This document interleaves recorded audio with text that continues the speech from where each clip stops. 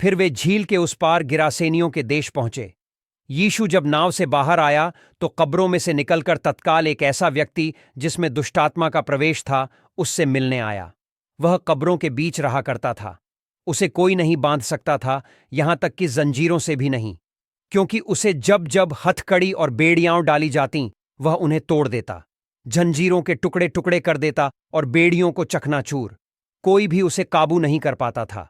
कब्रों और पहाड़ियों में रात दिन लगातार वह चीखता पुकारता अपने को पत्थरों से घायल करता रहता था। उसने जब दूर से यीशु को देखा, वह उसके पास दौड़ा आया और उसके सामने प्रणाम करता हुआ गिर पड़ा और ऊंचे स्वर में पुकारते हुए बोला, सबसे महान परमेश्वर के पुत्र, हे यीशु, तू मुझसे क्या चाहता है? तुझे परमेश्वर की शपथ, मेरी विनती है, तू मुझे यातना मत दे।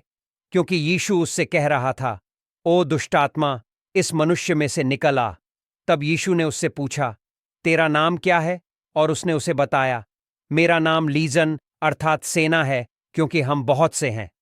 उसने यीशु से बार बार विनती की कि वह उन्हें उस क्षेत्र से न निकाले। वहीं पहाड़ी पर उस समय सूअरों का एक बड़ा सा रेवड़ चर रहा था। दुष्टात्माओं ने उससे विनती की, हमें उन सूअरों में भेज दो ताकि हम उनमें समा जाएं, और उसने उन्हें अनुमति दे दी। फिर दुष्टात्माएं उस व्यक्ति में से निकलकर सूअरों में समा गईं, और वह रेवड़, जिसमें कोई 2000 सूअर थे, ढलवाओं किनारे से नीचे की तरफ लुढ़कते पुढ़कते दौड़ता हुआ झील में जा गिरा और फिर वहीं डूब मरा। फिर रेवड़ के रखवालों ने जो भाग खड़े हुए थे, शहर और गांव में जाकर यह समाचार सुनाया। तब जो कुछ हुआ था उसे देखने लोग वहां आए। वे यीशु के पास पहुंचे और देखा कि वह व्यक्ति जिस पर दुष्टात्माएं सवार थीं, कपड़े पहने पूरी तरह सचेत वहां बैठा है, और यह वही था जिसमें दुष्टात्माओं की पूरी सेना समाई थी। वे डर गए। जिन्होंने वह घटना देखी थी, लोगों को उसका ब्यौरा देते हुए बताया कि जिसमें दुष्टात्माएं समाई थीं उसके साथ और सूअरों के साथ क्या बीती। तब लोग उससे विनती करने लगे कि वह उनके यहां से चला जाए। और फिर जब यीशु नाव पर चढ़ रहा था, तभी जिस व्यक्ति में दुष्टात्माएं थीं यीशु से विनती करने लगा कि वह उसे भी अपने साथ ले ले। किंतु यीशु ने उसे अपने साथ चलने की अनुमति नहीं दी और उससे कहा, अपने ही लोगों के बीच घर चला जा और उन्हें वह सब बता जो प्रभु ने तेरे लिए किया है, और उन्हें यह भी बता कि प्रभु ने दया कैसे की। फिर वह चला गया और दिक्पुलिस के लोगों को बताने लगा कि यीशु ने उसके लिए कितना बड़ा काम किया है। इससे सभी लोग चकित हुए। यीशु दर्शाते हैं कि वह उन सभी शक्तियों पर प्रभु हैं जो हमारे जीवन को नाश करने की कोशिश करती हैं। किसी तरह से यह दुष्टात्मा से ग्रसित व्यक्ति, जिसे सेना कहा गया है, और उसे जंजीर से बांधकर रखा गया है, जिसका एक ही उपाय था कि उसे ताले में रखा जाए। वे लोग इतना ही कर सकते थे। राजनेताओं, राज्य और पुलिस की ताकत सीमित है।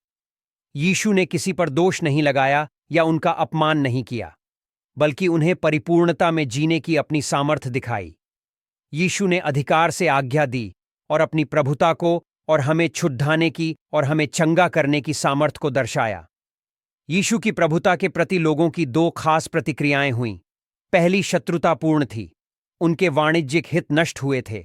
जब हम असली सामर्थ्य को कार्य करते हुए देखते हैं तो यह तकलीफदेह हो सकती है। दूसरी तरफ कुछ लोग इच्छुक थे।